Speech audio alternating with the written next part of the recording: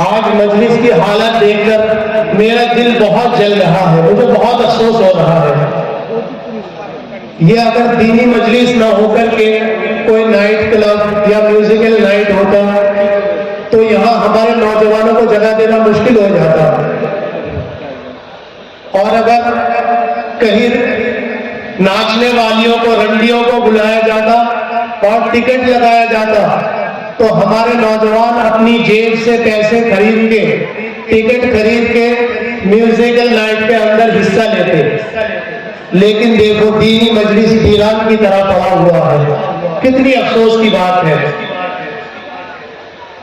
اور صرف یہی بات نہیں ہے، ہمارے جتنے بھی نوجوان ساتھی ہیں، اگر ان سے یہ معلوم کیا جائے کہ غسل کتنی چیزوں کی وجہ سے فرض ہوتا ہے، ہمارے اوپر جو غسل فرض ہوتا ہے کتنی چیزوں کی وجہ سے ہوتا ہے، تو شاید 95% لوگوں کو، نوجوانوں کو پتہ نہیں ہوگا۔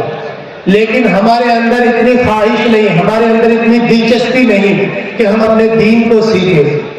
میرے نوجوان ساتھیوں، اگر آپ لوگوں کے کانوں تک میری آواز پہنچ رہی ہے تو میں آپ لوگوں سے عاجزانہ درخواست کر رہا ہوں، آپ لوگ مہربانی کر کے اللہ کے واسطے پنڈال کے اندر آ جائیں۔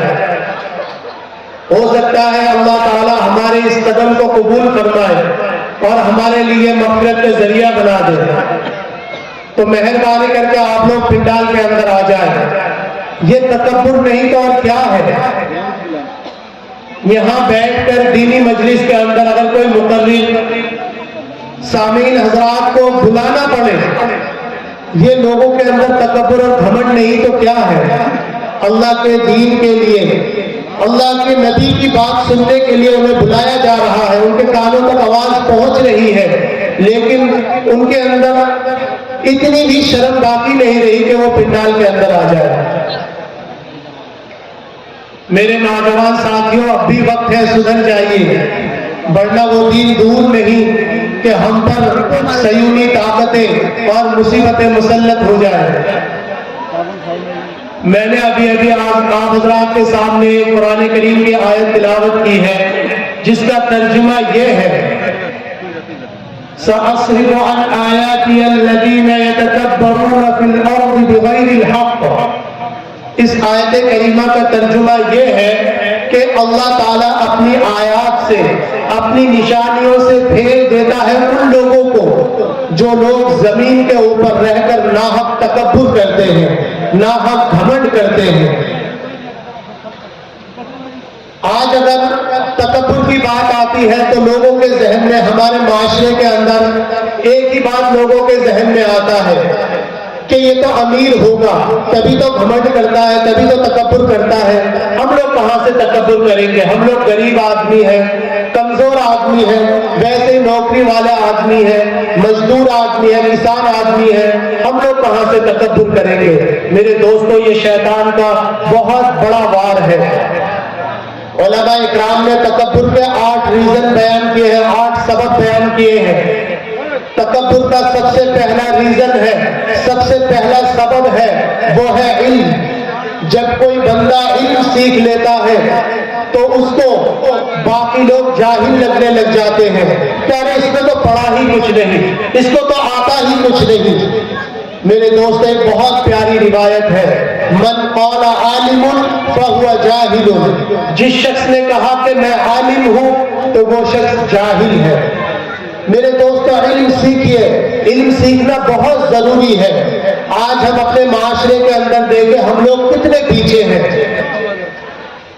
بلا شبہ دنیاوی علم سیکھنا چاہیے، اس میں کوئی شک و شبہ نہیں کہ اخروی علم اور دینی تعلیم مقدم ہے۔ جب بچہ ہوش سنبھالے سب سے پہلے اس کو قرآن کی تعلیم دی جائے، لیکن اس کے ساتھ ساتھ دنیاوی علم بھی حاصل کرنا بہت ضروری ہے۔ آج جو حالات ہمارے اوپر ہے، ہم لوگ چائے کی دکانوں پہ، ہم لوگ چوراہوں پہ، ہم لوگ ایک دوسرے کے ساتھ گپے لڑاتے ہیں، ایک دوسرے سے شکایت کرتے ہیں کہ آج ہمارے ساتھ انصاف نہیں ہو رہا ہے، آج ہمیں جو ہمارا حق ملنا چاہیے وہ حق ہمیں نہیں دیا جا رہا ہے۔ میرے دوستو، اس کے ذمہ دار ہم خود ہیں۔ اگر ہم لوگوں کے گھر میں یہاں کتنی آبادی ہے، لاؤکٹی جو گاؤں ہے اس کے اندر کتنی آبادی ہے؟ 20-25 ہزار، 10,000 مان لیجیے، 10,000 آبادی ہے۔ 10,000 آبادی کے اندر آپ لوگوں کے گھروں میں کتنے جج ہیں، کتنے وکیل ہیں، کتنے ڈاکٹر ہیں، کتنے انجینئر ہیں، کتنے IPS آفیسر ہیں، کتنے IAS آفیسر ہیں، کتنے SP ہیں اور کتنے DSP ہیں؟ میرے دوستو، اگر ہم لوگ ایک دوسرے سے شکایت کرتے رہیں کہ ہمیں ہمارا حق نہیں مل رہا، ہمارے خلاف کوئی بھی ناحق مقدمہ کر کے چلا جاتا ہے، ہماری طرف سے کوئی بھی کیس لڑنے والا موجود نہیں ہے، تو یہ اس کے ذمہ دار ہم لوگ خود ہیں۔ اگر آپ لوگوں کو لگتا ہے کہ جج صحیح سے فیصلہ نہیں کرتا تو آپ لوگوں کے گھر میں ایک جج کیوں نہیں ہے؟ آپ لوگوں کی اولاد میں کوئی جج کیوں نہیں ہے؟ اگر آپ لوگوں کو لگتا ہے کہ وکیل پیسہ لیتا ہے اور صحیح سے مقدمہ نہیں لڑتا، صحیح سے کیس نہیں لڑتا، تو آپ لوگوں کے گھر میں وکیل کیوں نہیں ہے؟ آپ لوگوں کو لگتا ہے کہ فلاں آدمی میرے اوپر ناحق مقدمہ کر کے چلا گیا، میرے اوپر ناحق کیس کر کے چلا گیا، اس کے خلاف کوئی آواز اٹھانے والا نہیں، تو آپ لوگوں کے گھر میں وکیل کیوں نہیں ہے؟ اگر آج آپ کو لگتا ہے کہ میڈیا آپ لوگوں تک غلط خبریں پہنچا رہی ہے، آپ لوگوں کو جھوٹی خبریں پہنچا رہی ہے، تو آپ لوگوں کے گھر میں جرنلسٹ کیوں نہیں ہے؟ آپ لوگ اپنی اولاد کو جرنلزم کی پڑھائی کیوں نہیں کراتے؟ آج اگر آپ کو لگتا ہے کہ ڈاکٹر صحیح سے علاج نہیں کرتا، وہ پیسے زیادہ لیتا ہے اور صحیح سے علاج نہیں کرتا، تو آپ لوگوں کے گھر میں ڈاکٹر کیوں نہیں ہے؟ آپ لوگ اپنی اولاد کو ڈاکٹر بنائیے، ڈاکٹر بنانے کے بعد ایسے لوگوں کا علاج کریے جو لوگ پیسے بنا، جن لوگوں کے پاس پیسے نہ ہونے کی وجہ سے وہ لوگ بستر پر پڑے پڑے مر جاتے ہیں، ان کے پاس اتنے پیسے نہیں ہوتے کہ وہ علاج کروا سکے، تو آپ اپنی اولاد کو ڈاکٹر کیوں نہیں بناتے؟ آج اگر آپ موبائل کھول کر نیوز دیکھتے ہیں تو آپ کو پتا چلتا ہے کہ فلاں جگہ پل ٹوٹ کر گر گیا اور اتنے لوگوں کی موت ہو گئی۔ آپ کو لگتا ہے کہ انجینئر صحیح سے کام نہیں کر رہا، اس کو اپنے ایمانداری سے کام نہیں کر رہا، تو آپ کے گھر میں انجینئر کیوں نہیں ہے؟ آپ کے گھر میں IPS آفیسر کیوں نہیں ہے؟ میرے دوستو، جب آپ کے گھر میں جج ہوگا تو کوئی بھی طاقت آپ کے گھر کی طرف، آپ کی طرف آنکھ اٹھا کر نہیں دیکھ سکتا۔ آپ کے گھر میں کوئی جب پولیس آفیسر ہوگا تو آپ کے خلاف کوئی مقدمہ نہیں کر سکتا۔ آپ کے گھر میں اگر کوئی وکیل ہوگا، کوئی جرنلسٹ ہوگا، کوئی IPS آفیسر ہوگا، کوئی DC ہوگا، تو کوئی بھی آپ کی گھر کی طرف، آپ کی طرف آنکھ اٹھا کر نہیں دیکھ سکتا۔ میرے دوستو، آخرت کے علم اور دینی علم، دینی تعلیم حاصل کرنا یہ مقدم ہے، اس پر کوئی شک و شبہ نہیں ہے، لیکن اگر حالات کو دیکھ کر میں آپ سے یہ کہوں کہ دنیاوی علم بھی حاصل کرنا فرض ہے تو میرا کہنا غلط نہیں ہوگا۔ میرے دوستو، علم حاصل کرنا چاہیے، بہت ضروری ہے، لیکن علم حاصل کرنے کے بعد کسی اور کو جو علم حاصل نہیں کیا، جس نے کچھ نہیں پڑھا، جس نے کچھ حاصل نہیں کیا، اس کو اپنے سے کمتر سمجھنا یہی تکبر ہے۔ دوسرے number per second reason of تکبر کا دوسرا سبب عبادت ہے۔